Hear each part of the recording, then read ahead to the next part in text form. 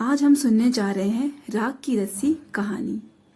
लूनपगार तिब्बत के 32वें राजा सोनगव सेन गापो के मंत्री थे।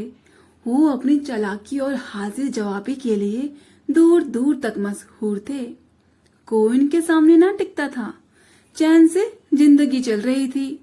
मगर जब से उनका बेटा बड़ा हुआ था, उनके लिए चिंता का विषय बना हुआ था। कारण यह था कि वह बहुत भोला था। होशियारी उसको छूकर भी नहीं गई थी। लूनपगार ने सोचा, मेरा बेटा बहुत सीधा साधा है, मेरे बाद इसका काम कैसे चलेगा। एक दिन लूनपगार ने अपने बेटे को 100 भेड़े देते हुए कहा, तुम इन्हें लेकर शहर जाओ, मगर इन्हें मारना या बेचना नहीं, इन्हें वापस लाना 100 जौ के बोरों के साथ, वरना मैं तुम्हें इस घर में घुसने नहीं दूंगा। इसके बाद उन्होंने बेटे को शहर की तरफ रवाना किया। लूनपगार का बेटा शहर पहुंच गया, मगर इतने बोरे जौ खरीदने के लिए उसके पास रुपए ही कहाँ थे। वह यह समस्या पर सोचने विचारने के लिए सड़क किनारे बैठ गया, मगर कोई उसकी समझ में ही नहीं आ रहा था। वह बहुत दुखी था। तभी एक लड़की उसके सामने आ खड़ी हुई। क्या बात है, तुम इतने दुखी क्यों हो? लूनपगार के बेटे ने अपना हाल उसे क्या सुनाया।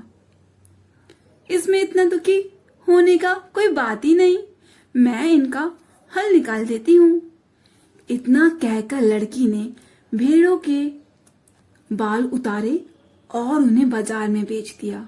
जो रुपए मिले उनसे जौ के बोरे खरीदकर उसे घर वापस भेज दिया। लूनपगार के बेटे को लगा कि उसके पिता बहुत खुश होंगे, मगर आप बीती पर उन्होंने ध्यान नहीं दिया। वो उठकर कमरे से बाहर चले गए। दूसरे दिन उन्होंने अपने बेटे को बुलाकर कहा, पिछली बार भेड़ों के बाल उतारकर बेचना मुझे जरा भी पसंद नहीं आया। अब तुम दोबारा उन्हीं भेड़ों को लेकर जाओ, उनके साथ जौ के 100 बोरे लेकर ही लौटना। एक बार फिर निराश लूनपगार का बेटा शहर में उसी जगह जा बैठा। ना जाने क्यों उसे यकीन था कि वह लड़की उसकी मदद के लिए जरूर आएगी, और हुआ भी ऐसा ही। वह लड़की आई। उसने उससे अपनी मुश्किल क्या सुनाई। अब तो जौ के बोरों के बिना मेरे पिता मुझे घर में घुसने नहीं देंगे। लड़की सोचकर बोली, एक तरीका है। उसने भेड़ों के सींग काट लिए, उन्हें बेचकर जो रुपए मिले उनसे 100 जौ खरीदे। बोरे लूनपगार के बेटे को सौंपकर लड़की ने उसे घर भेज दिया। भेड़े और जौ के बोरे पिता के हवाले करते हुए लूनपगार का बेटा बहुत खुश था। उसने विजय भाव से सारी कहानी कह सुनाई।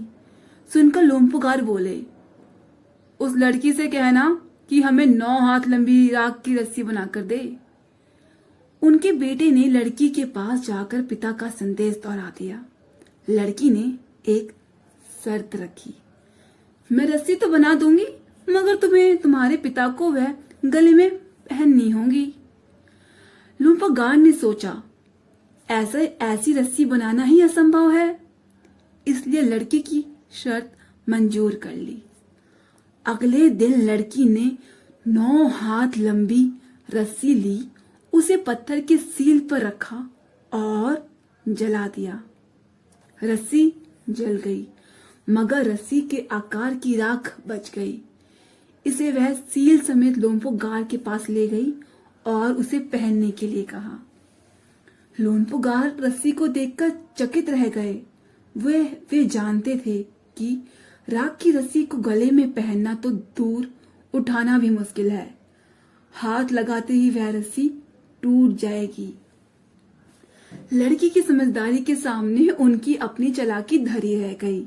बिना वक्त गवाए लूनपगार ने अपने बेटे की शादी का प्रस्ताव लड़की के सामने रख दिया और धूमधाम से दोनों की शादी हो गई।